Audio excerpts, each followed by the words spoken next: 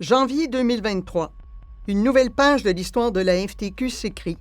Après 3 mandats à la tête de la FTQ, Danielle Boyer passe le flambeau à Magali Picard, première femme à occuper le poste de présidente. Le moment est historique. Magali Picard est élue à la tête de la plus grande centrale syndicale du Québec. D'origine autochtone, la nouvelle présidente est une fière membre de la nation Wendat et militante pour les droits des peuples autochtones et des femmes. Fort de son expérience et de son engagement, le secrétaire général Denis Bolduc a été réélu et pourra compter à ses côtés sur une présidente énergique, déterminée et profondément attachée à la justice sociale. Ce nouveau duo, épaulé d'un bureau de direction renouvelé, composé de vice-présidents et vice-présidentes issus des syndicats affiliés, se met rapidement au travail. Guidés par des résolutions adoptées par les militants et militantes délégués du 33e Congrès, ils prennent la mesure des défis à venir et tracent les lignes d'une action syndicale moderne, ouverte et ancrée dans les valeurs de solidarité qui font la force de la FTQ. L'heure est au bilan.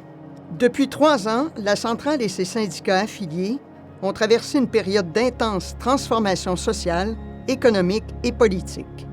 Un monde du travail en mutation, la montée fulgurante de la droite, des tensions internationales, un gouvernement du Québec qui a complètement perdu le Nord et qui est hostile au dialogue social.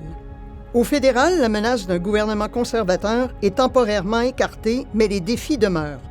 Pour les travailleurs et les travailleuses, la lutte ne fait donc que commencer.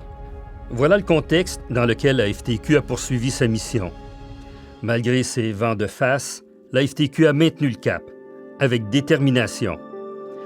Jour après jour, la FTQ a défendu les intérêts de ses membres, porté leur voix et accompagné leur lutte dans la rue et sur le terrain politique, n'en déplaise à la CAQ. Répondant ici au mandat confié par les travailleurs et travailleuses aux dirigeants de la centrale. Depuis le dernier congrès, la FTQ a pris la parole des centaines de fois, dans les médias, en commission parlementaire ou dans les forums publics, pour défendre ses membres, défendre nos idéaux, nos valeurs. Les dirigeants de la FTQ ont rencontré les décideurs politiques, économiques et communautaires, participé à de multiples tables de concertation et produit une trentaine de mémoires couvrant tous les grands enjeux.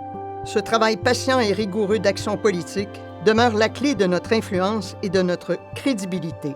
Mais cette voix, la FTQ et ses syndicats affiliés ne la portent jamais seule.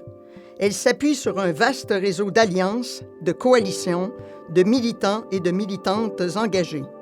Car la force de la centrale, c'est d'abord celle de ses membres, des gens de terrain qui se mobilisent, qui forment, qui écoutent, qui bâtissent la solidarité au quotidien. Au cours du triennat, de nombreuses activités de consultation ont permis d'alimenter notre réflexion collective. Les chantiers de réflexion sur le travail migrant, les journées sur le racisme systémique, la crise climatique ou les risques psychosociaux ont donné lieu à des échanges profonds et à des pistes d'action concrètes. Les conseils consultatifs ont repris leur pleine place dans la vie démocratique de la centrale, notamment autour des États généraux du syndicalisme qui marquent une étape essentielle pour l'avenir du mouvement syndical québécois. La mobilisation, elle aussi, a pris un nouvel élan.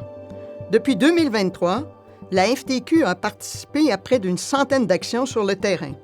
Manifestations, campagnes, actions éclairs, mobilisation intersyndicale, passant du Front commun jusqu'à tout récemment avec la Marche mondiale des femmes.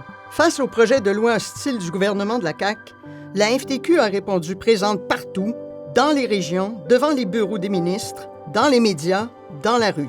Rarement un gouvernement du Québec aura été aussi arrogant. Les derniers projets de loi déposés et adoptés en sont la preuve. La FTQ et ses syndicats affiliés tiennent bon, et chaque fois, nous avons rappelé une vérité simple. Il n'y a pas de progrès social sans rapport de force. Il n'y a pas de rapport de force sans mobilisation. Le soutien aux luttes locales a aussi passé par nos conseils régionaux, dont le rôle s'est affirmé avec vigueur. Ils ont porté les préoccupations des travailleurs et des travailleuses sur les enjeux économiques, environnementaux et politiques propres à chaque région du Québec. La FTQ doit demeurer une centrale présente et enracinée dans toutes les régions du Québec au service des réalités locales. Le séminaire sur la formation syndicale et les travaux du comité d'éducation ont réaffirmé que la formation, par et pour les pairs, est au cœur de notre projet syndical. Le Collège FTQ Fonds a poursuivi sa mission de former des leaders capables d'influencer les transformations économiques et sociales de demain. De nouveaux cours ont été offerts sur la transition climatique, l'équité et la diversité, la prévention en santé et sécurité, parce qu'un mouvement fort, c'est d'abord un mouvement qui apprend, qui se renouvelle et qui transmet. Notre réseau de délégués sociaux et délégués sociales, les DS, formé de plus de 5000 collègues, continue de faire une différence dans la vie de milliers de nos membres. Depuis la création de ce réseau, il y a plus de 40 ans, ces personnes sont en première ligne pour soutenir leurs collègues aux prises avec des problèmes de détresse psychologique, de dépendance ou de stress au travail.